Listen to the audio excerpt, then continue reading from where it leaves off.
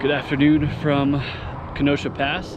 Going to be hiking segment 6 of the Colorado Trail today. For a full trail guide of segment 6 of the Colorado Trail, you can check the link in the description below. Segment 6 of the Colorado Trail is just about 32.7 miles. It's the longest segment of the entire Colorado Trail and has about 5,200 feet of elevation gain. So you're going to be starting here at Kenosha Pass and then ending just outside of Breck at Gold Hill Trailhead. So a pretty good hike, and along the way you're going to be hiking up Georgia Pass.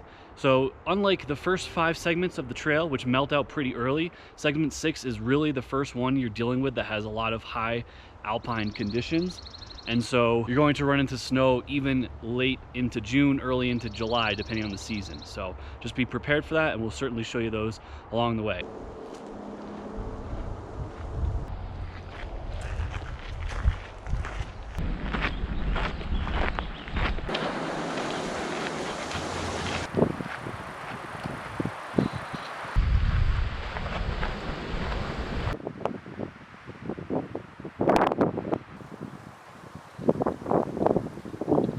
Just want to ID some of these beautiful peaks for you. So you got Mount Silverheels,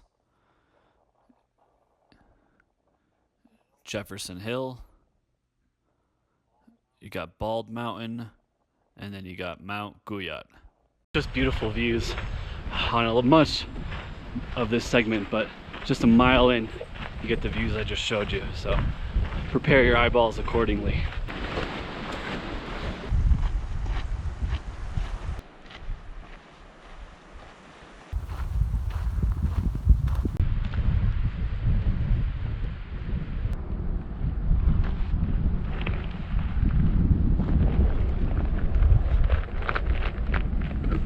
Just about 3 miles into your hike, segment 6, first good water source here.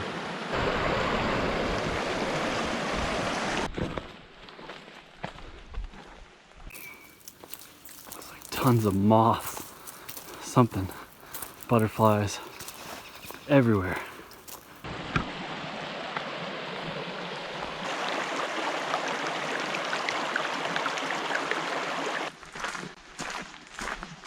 Just about 5.5 miles in, and it's been pretty steady hiking.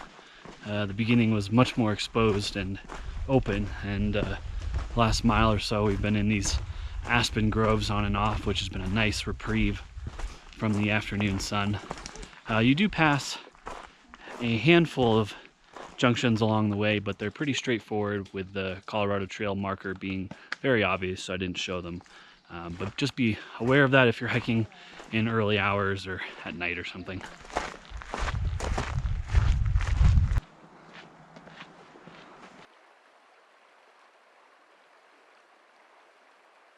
Beaver, Jefferson Creek.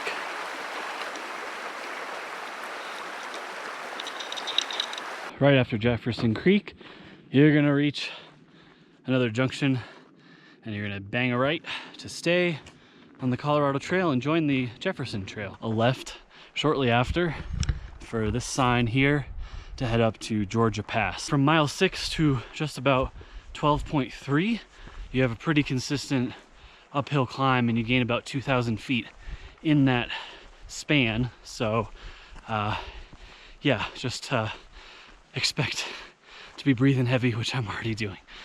It did get quite buggy, and that wasn't fun. So hopefully that's not a trend for the rest of the trip, because it's pretty hot. So I'm not really trying to wear a ton of layers. Beautiful views up here. So you kind of have Georgia Pass is like through this way, so you can't really see it, but you can see more or less the terrain that welcomes you up there. Just beautiful looking back to Kenosha Pass, which is right around here.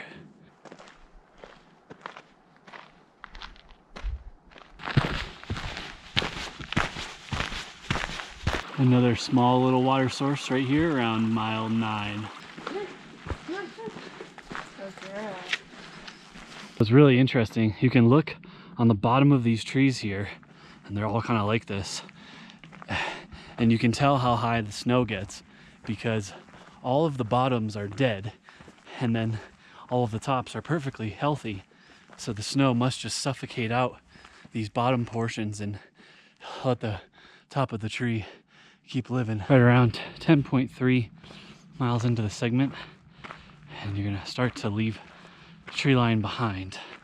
And this is also where, as you can see right in front of me here, the snowfield can linger into the late spring and early summer. So I talked about snow earlier, and it wasn't really a good example of what to expect, but this year is much better. You can see how tall Juno is and how tall the snowbank is, and of course she goes right over it, but for most normal humans this will slow you down a little bit. Always.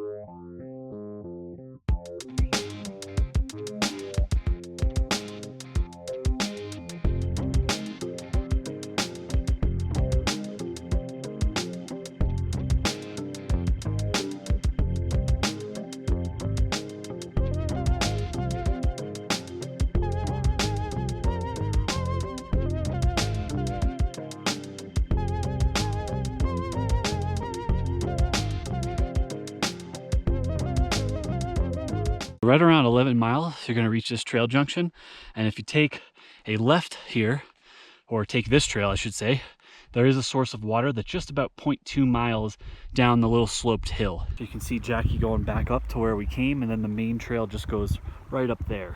So not too far of a hike and a good source of water. Quick note though about that water source. So I'm not sure if there's another one in the future. I don't believe so, but the book marks it at 11.7 miles from the trailhead, and we had it marked just about 11. So not sure where that miscommunication is, but just wanted to point that out because we kind of banked on this water source. We passed the one at 9 thinking we'd have this one at 12, and it actually ended up being at 11, which was great, but it is a bit off the trail, so just kind of prepare for that if you do need water. I mean, pretty beautiful. Pretty beautiful up here.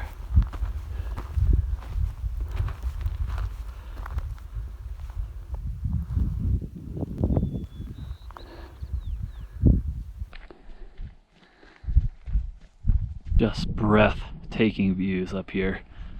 Unbelievable sunset. And then you got grays and tories right there just poking out. Beautiful. What a day for animals. There's a porcupine down there. Thank God we didn't run into that today. That would have sucked.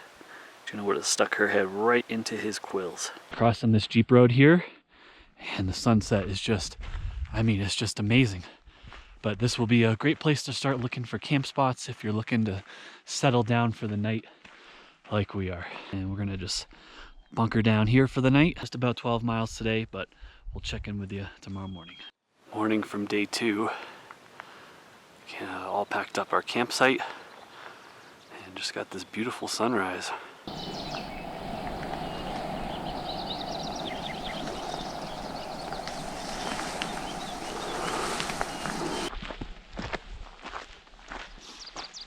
Today we're just cruising down into, working our way down into Breckenridge. I think we actually camped last night a little bit after Georgia Pass. We must have just missed the sign for it, but still a beautiful campsite nonetheless. And I think we actually saw a mountain lion this morning, so we were trying to just make sure it wasn't stalking us for a bit.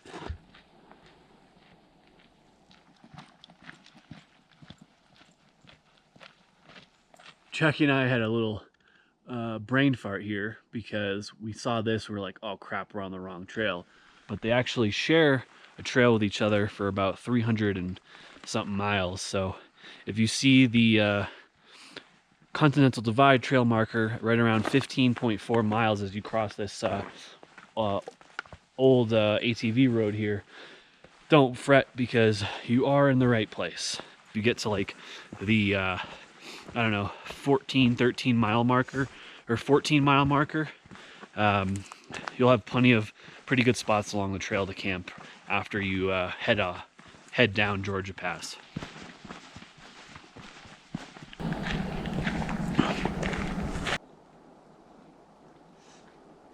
Right around 17 miles, you're going to have a great source of water here and a great place to pump.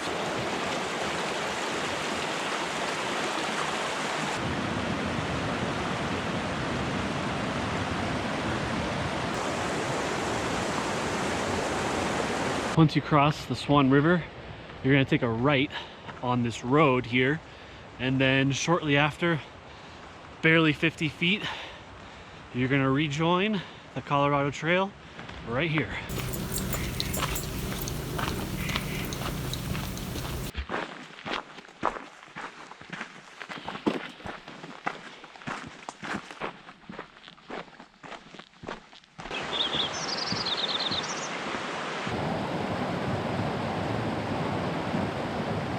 It's worth mentioning that this is the last water source here for about 10 miles or so, right around mile 20.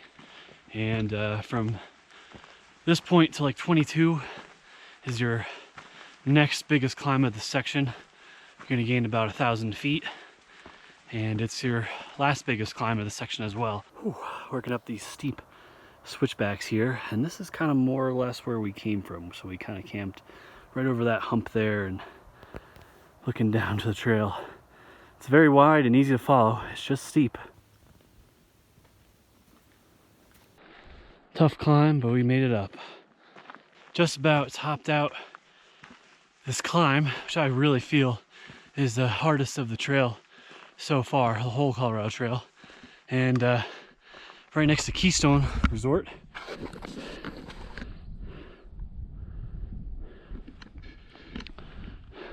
We're gonna cross a couple of trail junctions and then have some flat terrain for a while. Thank God. All right, so this is the West Ridge Loop Trail, and you're gonna want to take a left here, and you'll have a trail marker for the CT very shortly after. After we had that nice long climb, we've just been kind of flat and now starting a steady decline down into Breck. And then we've also in and out had some pretty good views of the mountains west. So Quandary Peak, Atlantic, Pacific, all of those. And it's just been really pretty hike, but the weather is moving in a bit, so we're just trying to kind of keep moving, and we're entering into a spot where there's going to be a lot of down trees, so hunkering down, it's not really going to be an option for us. This is the other half of that Keystone Gulch Trail you passed earlier, so you're going to continue left here. For the most part, you're going to be losing elevation for about 5 or 6 miles to end this segment.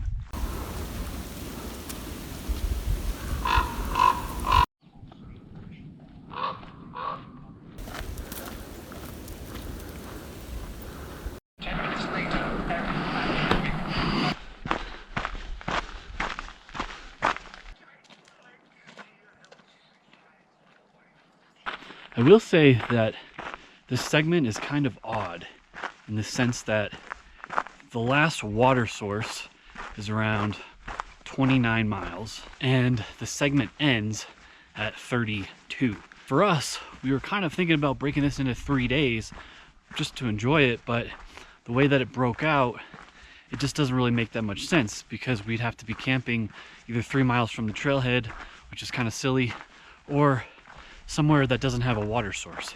Now, if you're through hiking, obviously this doesn't really matter to you at all because you can camp wherever you want and pump wherever you want when you're thirsty. But if you're segment hiking, just kind of keep that in mind. If you want to stretch this into 2 nights, you're going to have to kind of do it pretty strategically in the sense that you're going to have enough water or just be okay camping really close to the trailhead.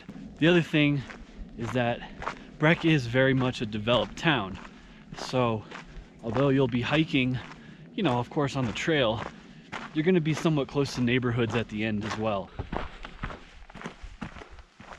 Alright, after you get down from those switchbacks and fields, you're going to take a left here and continue on this way.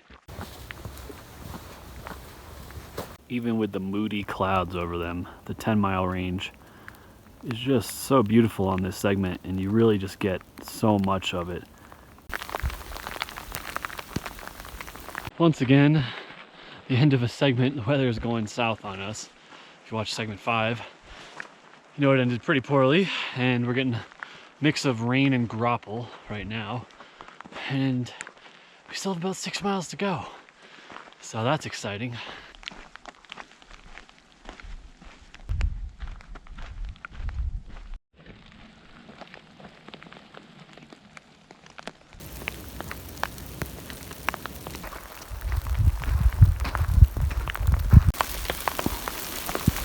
After you leave the power lines, you're gonna have another little hill.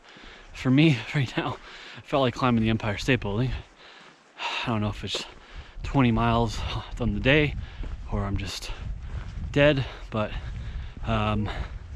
once you finish that up, you enter a nice little field up here, and you'll be just a couple miles from ending the segment.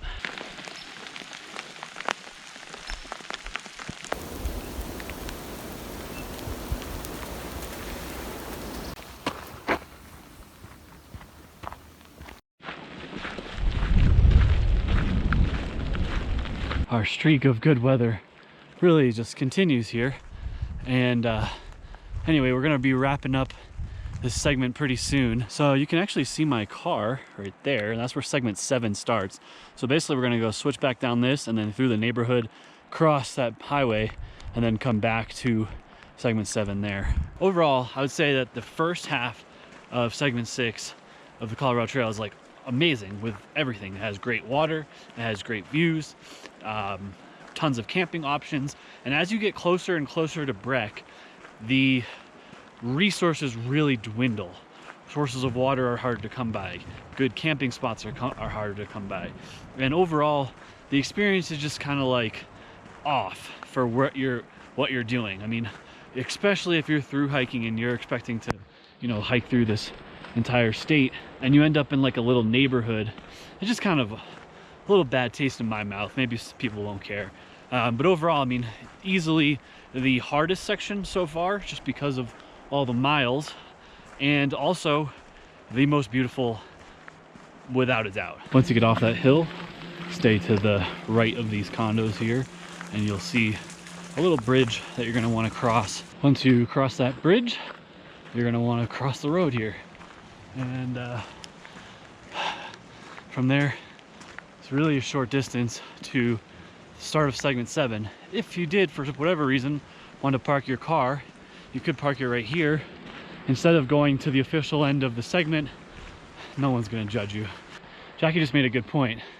I'm sitting here complaining about how, you know, this segment is so close to town, but if you were through hiking, need a resupply, need to just take a break in town, I mean, you can't have a much better spot than this. You'll end up right at a bus stop that can take you into Breck, and you know, tons of cars that I'm sure you could hitch wherever you needed to go. So just a couple more notes on segment 6 before we wrap it up here. Definitely dog friendly, pretty good with water, but it can get hot in some of those exposed sections. The camping situation is very weird. Right around mile 16, 14, 15, something like that, you're gonna have a ton of camping. And then after you get from like 16 to 26-ish, there's really just like not a ton of options. You just might have to be less picky or just suck it up and keep hiking through if you're through hiking. Basically, you're gonna cross the road here and then go all the way back down, and segment 7 starts like over there. Overall though, besides this god-awful weather, we really enjoyed our time on segment 6 of the Colorado Trail. For a full playlist of all of the segments we've hiked, you can check the link in the description below. I'll have all the gear I've used on this hike as well, both overnight and for a day hike, in the description below as well. If you're new to my channel, please consider that subscribe button thanks for watching, and as always, we'll see you on the next adventure. Hopefully with way less thunder and lightning. 6 in the books.